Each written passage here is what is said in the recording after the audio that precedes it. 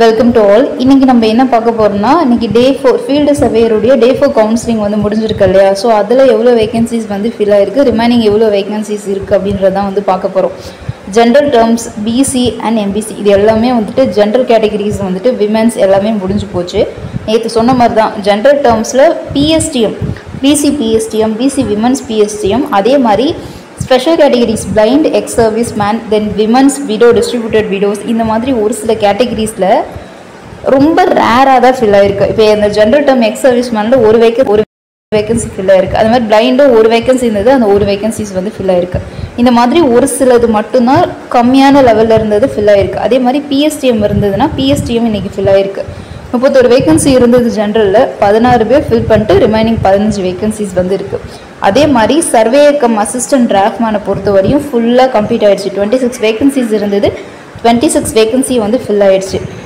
Field சர்வேயரை பொறுத்த வரையும் உங்களுக்கு டோட்டலாக 384 வேகன்சி இருந்தது. அதில் 286 வேகன்சி டே 4 கவுன்சிலிங் வரையும் கம்ப்ளீட் ஆகி மீதி ரிமைனிங் 98 வேகன்சிஸ் வந்துட்டு இப்போ நம்மளுக்கு அவைலபிளாக இருக்குது. சேம் அதே போல் டிராஃப்ட்மேன்லேயும் அதே தான். என்னென்னா டிராஃப்ட்மேனில் 104 வேகன்சிஸ் இருந்தது. நேற்று வந்து 60 வேகன்சி தான் ஃபில் ஆகிருந்தது. ஓகேவா, ரிமைனிங் வேகன்சி அப்படியே தான் இருந்தது. பட் இன்னைக்கு டோட்டலாக வந்து 89 வேகன்சிஸ் வரையும் வந்து ஃபில் ஆகிட்டு ரிமைனிங் வந்து ஒரு 15 வேகன்சிஸ் இருக்குது. சர்வேயர் கம் அசிஸ்டன்ட் டிராஃப்ட்மேன் ஃபுல்லாக காலி ஆகிடுச்சு. 26 வேகன்சிஸ் இருந்தது, 26ம் இன்னொரு கவுன்சிலிங்கோட ஃபில் ஆகிட்டு அவைலபிள் 0 வேகன்சிஸ் தான் இருக்குது. So surveyor come assistant draughtsman வந்துட்டு முடிஞ்சு போச்சு. இனிமேல் அதாவது ஃபேஸ் 5 கவுன்சிலிங் வைக்கிறதா சொல்லியிருக்காங்க. நம்ம நேற்று அப்டேட்டில் வந்து ஒன்று சொல்லியிருந்தோம். என்ன அப்படின்னா, ரிமைனிங் இருக்க வேகன்சிஸை அப்கமிங் எக்ஸாமினேஷன்ஸ் கூட ஆட் பண்ணுறதுக்கான சான்சஸ் இருக்குது அப்படின்னு சொல்லியிருந்தோம். சரிங்களா? ஏன்னா ரோடு இன்ஸ்பெக்டர் எக்ஸாமினேஷனை பொறுத்த வரையும் அதுக்கப்புறம் வந்துட்டு வெயிட்டிங் லிஸ்ட்டில் ஸ்டூடெண்ட்ஸே கிடையாது. ஐடிஐ எலிஜிபிள் ஸ்டூடெண்ட்ஸே அவ்வளோதான் இருந்தாங்க. ஸோ வந்து ரிமைனிங் வேகன்சிஸை நெக்ஸ்ட்டு வர எக்ஸாமினேஷனில் வர ரெக்ரூட்மெண்ட் கூட நாங்கள் ஆட் பண்ணி நோட்டிஃபிகேஷன் ரிலீஸ் பண்ணுவோம் அப்படின்னு கொடுத்துருந்தாங்க. பட் இந்த எக்ஸாமினேஷனை பொறுத்த வரையும் கீழே வந்து ஸ்டூடெண்ட்ஸ் இருக்காங்க, வெயிட்டிங் லிஸ்ட்டில் இன்னும் நிறைய ஸ்டூடெண்ட்ஸ் இருக்காங்க. அதனால் ஃபேஸ் 5க்கான ஃபிசிக்கல் சர்டிஃபிகேட் வெரிஃபிகேஷன் வைக்க போகிறோம், கவுன்சிலிங் வைக்க போகிறோம். ஸோ அதில் வந்துட்டு ரிமைனிங் வேகன்சியை ஃபில் பண்ணுவோம் அப்படின்னு சொல்லியிருக்காங்க. The above vacancies will be filled in the next phase of physical certificate verification and the counseling அப்படின்றத ரொம்ப தெளிவாகவே மென்ஷன் பண்ணி கீழே பாயிண்ட்டாகவே கொடுத்துட்டாங்க. சரிங்களா? இப்போ ஃபீல்டு சர்வேயரை பொறுத்த வரையும் ஒரு 98 வேகன்சிஸ் இருக்குது. தென் டிராஃப்ட்மேன்ஸை பொறுத்த வரையும் கிட்டத்தட்ட 15 வேகன்சிஸ் வரையும் இருக்குது. 98 + 15, ஸோ 103 வேகன்சிஸ்க்கு வந்துட்டு ஃபேஸ் 5 கண்டிப்பாக வரும்.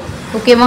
ஸோ வந்துட்டு இனிமேல் அப்கமிங்கில் வந்துட்டு வெயிட்டிங் லிஸ்ட்டில் இருக்க ஸ்டூடெண்ட்ஸ்க்கு சான்சஸ் வந்து இருக்குது. ஆனால் இந்த வேகன்சிஸை எப்படி கொடுக்க போகிறாங்க அப்படின்றது டிஎன்பிஎஸ்சி தான் டிசைட் பண்ணும். ஓகேவா?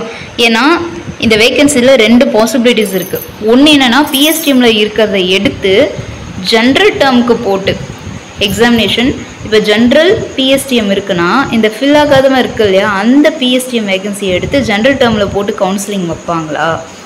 பிசி பிஎஸ்டிஎம்லாம் ஃபில் ஆகாமல் இருக்குது அப்படின்னா, இப்போ எக்ஸாம்பிள் பிசி ஜென்ரல் பிஎஸ்டிஎம்மில் 22 வேகன்சியில் ஒன்று தான் எடுத்திருக்காங்க, மீதி 21 வேகன்சி இருக்குது.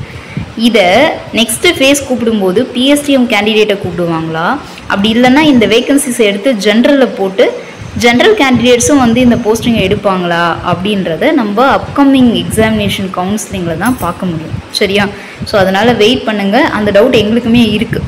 ஓகே, ஸோ அது நிறைய பேர் அந்த கொஷின்ஸ் கேட்டுட்ருக்கீங்க. இந்த மாதிரி வந்துட்டு இன்கேஸ் வேகன்சி வந்துருச்சுன்னா நெக்ஸ்ட்டு ஃபேஸ் வைக்கும்போது அந்த வேகன்சியில் இருக்க ஸ்டூடெண்ட்ஸை கூப்பிடுவாங்களா, இல்லை அதை ஜென்ரலாக மாற்றிட்டு இப்போ பிசி பிஎஸ்டிஎம் இருக்குது அப்படின்னா அதை பிசிக்கு கன்வெர்ட் பண்ணிட்டு ஸ்டூடெண்ட்ஸை கூப்பிடுவாங்களா அப்படின்னு நிறைய பேர் கொஷின் கேட்குறீங்க. அது வந்துட்டு நெக்ஸ்ட் கவுன்சிலிங் நடக்கும்போது தான் நம்ம வந்து சொல்ல முடியும். ஓகேவா?